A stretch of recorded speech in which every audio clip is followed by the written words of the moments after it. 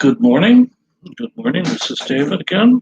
And since nobody wants to actually show up when I go live on YouTube, I've decided to try a new way of going live. To my right, that would be your left on the screen, is my good friend Ronnie. And together we're going to talk a little bit about what's happening now. As you all know, we have an election.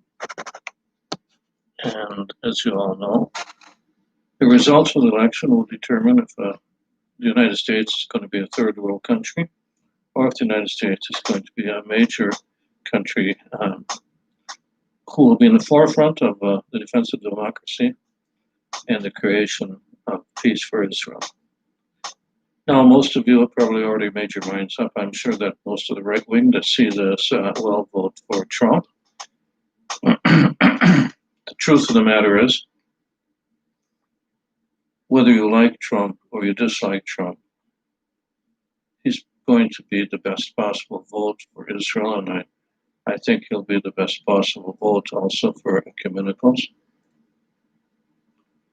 It's difficult to say, it's difficult to project, but if you look at past performance, I believe that we all can agree not to listen to what he says, but to consider what he does.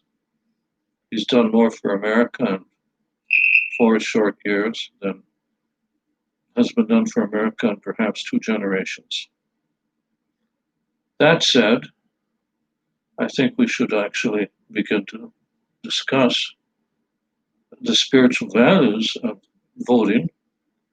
Now, non-voting is sort of like, well, let me give you a story. I don't know if you've heard this story before or not, but there was war in heaven. Some of the angels fought for Kodesh Baruch Hu, God, and some of the angels fought for the other side. And a lot of the angels sat on the fence and didn't vote one way or the other with their feet. Well, the war was concluded, and it was Judgment Day. So, of course, Judgment, the good angels were really happy. They said, wow, I mean, we made out like a bunch of rape tapes. And not so good angels were sort of in a tough spot. And so what happened to the angels that sit on the fence and didn't make a decision? Well, they became humans, you and I.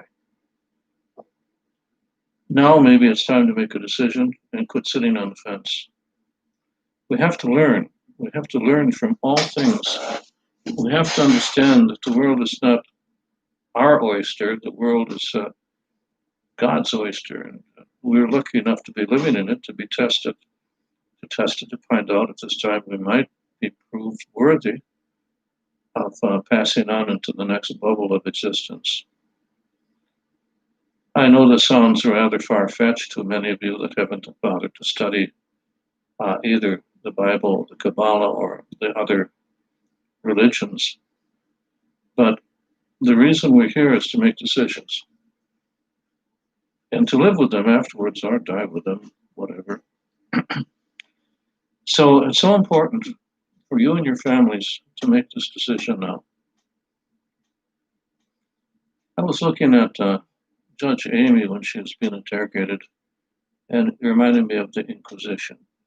Except in this case, they couldn't find anything wrong with her. I mean, you Christians, you had something similar when your God, Jesus, was called before Pontius Pilate. And after the Inquisition, he says, I find no fault in this just man. And he washed his hands and gave him over to be stoned and crucified. Now, I'm not a Christian, but the story, the moral of this particular story is, if you don't vote, you're like Pontius Pilate washing his hands. And you're going to be responsible for the crucifixion of Trump at the hands of, unspeakable evil. I mean, this is not a choice of Tweedledee or Tweedledum. This is a choice between doing things right or unspeakable evil. Total destruction of the United States of America. Total destruction of everything the United States stands for. And then, by connection, the world. A victory for Biden is going to essentially be a victory for the forces of evil throughout the entire world.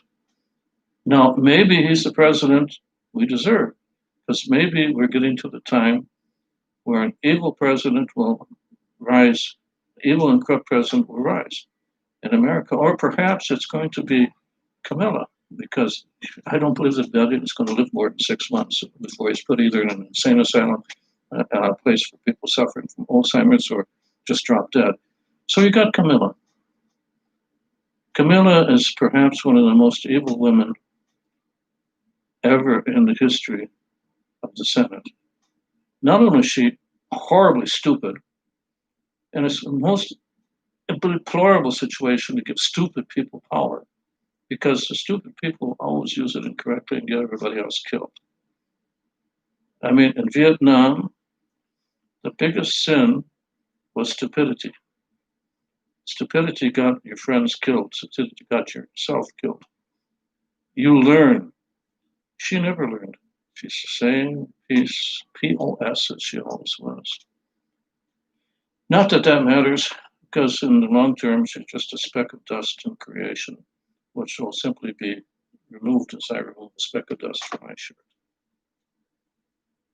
Well, I guess I've said enough today. I hope that some of you will pay attention, and that I'll see some comments, and some of you will subscribe to this video and other videos. Yes, I'm tired. Yes, I'm tired of false news. Yes, I'm tired of people that see news as entertainment. And false entertainment is what we get all the time, on whether you go to the cinema or whether you go to a Netflix. You see a false version of reality. But you're living in real reality. Your decision is life and death for you, your family, and your entire nation, and our nation by extrapolation, because if the United States falls, Israel will have a hard time defending itself, especially if the United States goes over to a pro-Arab stance, as Biden is certain to do. So may God help you, America, and may God give you the strength to stand up and be counted. Stand up and be counted.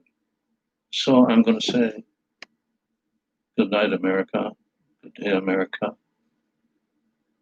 And keep on keeping on.